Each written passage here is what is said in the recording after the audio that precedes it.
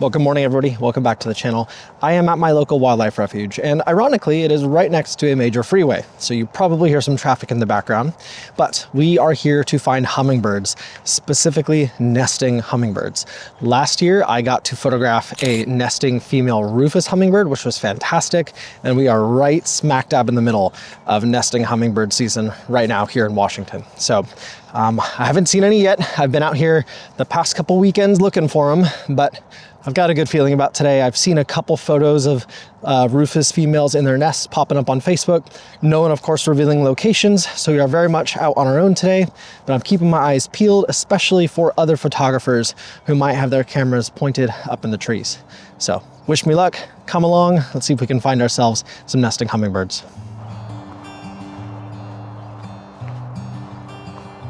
Hey, little buddy. How are you? A little baby deer.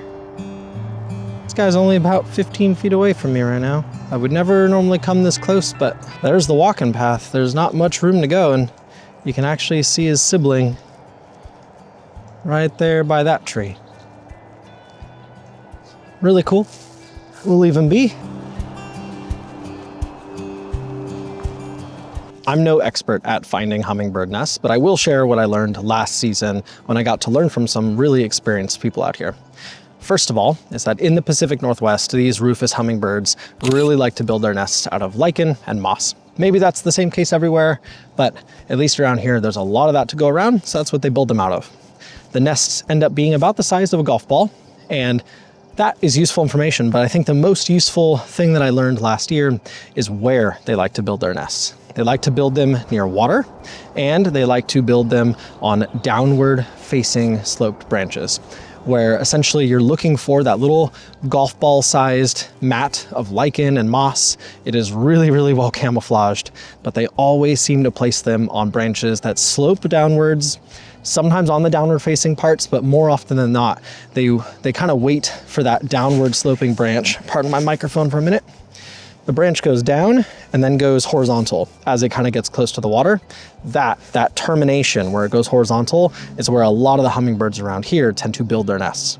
So as we walk along this trail, I'm literally using the 200 to 800 like a spotting scope, and I'm basically scanning the length of these branches as they slope down and as they eventually terminate a little more horizontally, and I'm looking for nests.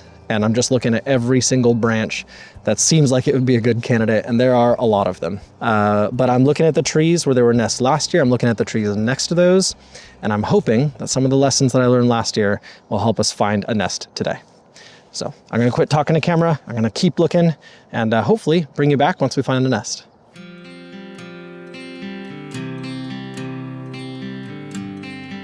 Well, everybody, it happened. We found a nest, and I'll say, first of all, I found it with the help of another photographer. So thank you. Be that kind of photographer who shares locations and, encourages one another to photograph birds and wildlife and even landscapes responsibly. But we have a female Rufous Hummingbird in her nest right now up in this tree. So I'll take you over there. There's no other photographers here right now, so I feel like I can walk you over and show you. I'm gonna show you really quickly where she is. We'll throw up some video, and then we're gonna give her some space while we wait for the light to get a little bit better. And that'll make more sense in just a second. So we were talking about how these birds really like to set up their nests over water. And you can see right here, we've got this water down in the bottom right. There's this branch right here that extends kind of horizontally over the water. And right up here is this other tree right here, or this branch. And she is located right over here on a branch that is sloping downwards a little bit horizontally towards the water. You gotta wait for the sun to burn through some of these clouds because she is tucked way back in a corner and just completely out of any light at the moment. But maybe give it like an hour or so and she's going to be in some really nice, a little bit harsh, but beautiful afternoon light.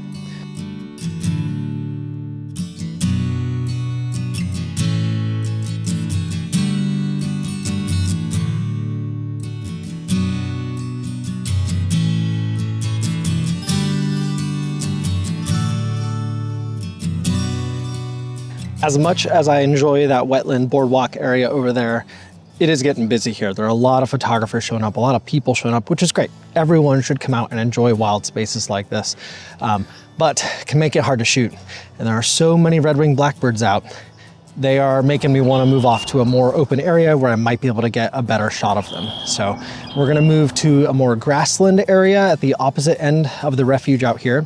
I have had some really good luck in the past shooting red-winged blackbirds from that space. And about 2 or 3 weeks ago, I was out here, and of course I wasn't filming at the time, but I had a harrier, a northern harrier, a female, come within about 15 feet of me multiple times.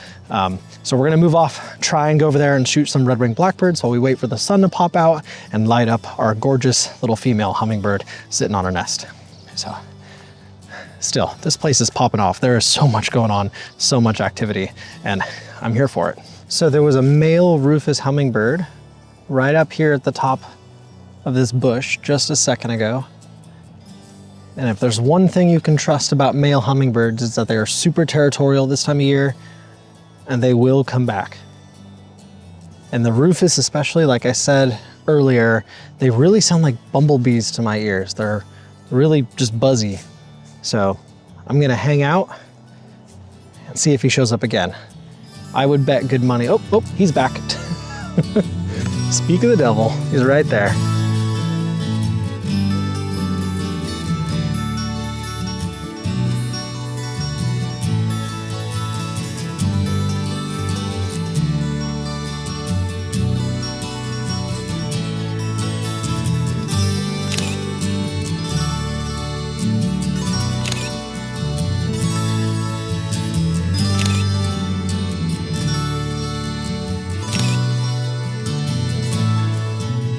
Well, I have to say I spent way longer than I intended photographing that male Rufous Hummingbird.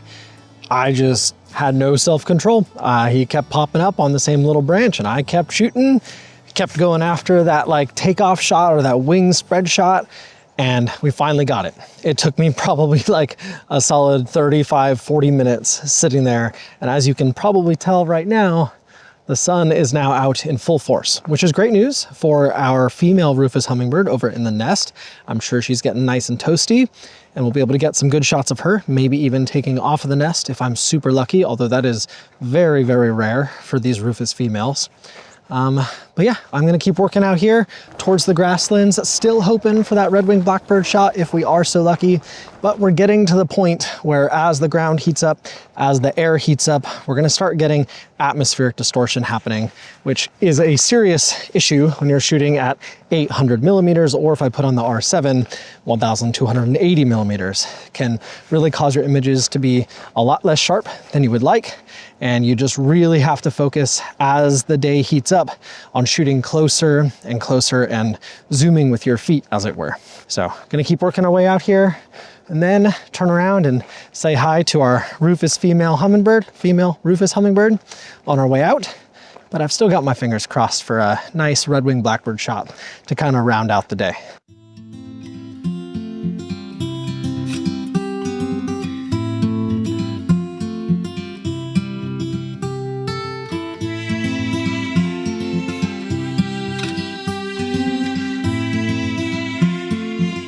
It's a beautiful red-winged blackbird hanging out in the reeds right here.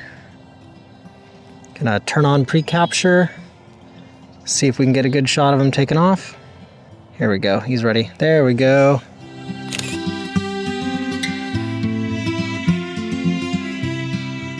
Oh, landed in the top of another reed. They must be collecting nest material or something. Man, this is awesome. He's just taking his time, sitting, collecting all this material. Let's see if we can get him when he takes off.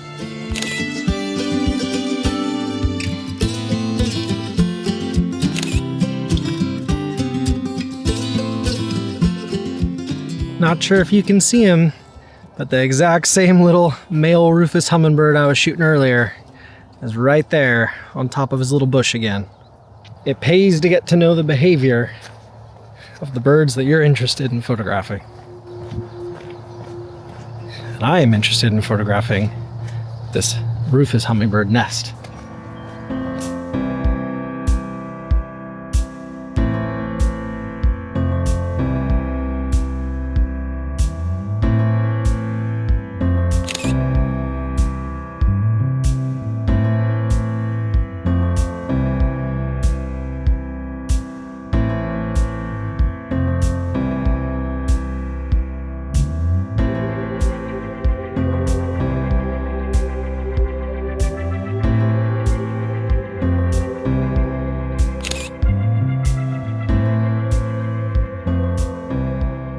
This has been a remarkably productive day out here at the wildlife refuge. So much diversity this time of year as all the plants are starting to leaf out. You still have some of your winter species, all these spring species are coming in now, and it's only gonna get better over the next couple of weeks. And the best part is that now that we know where that female hummingbird's nest is, I can go revisit her anytime I want. And maybe we'll get lucky enough to make a video in the future where we get to see her little babies leave the nest. So if you'd like to see that, let me know down in the comments. Let me know what you thought of the photos or just this video. Don't forget to like and subscribe, and I will see you next time.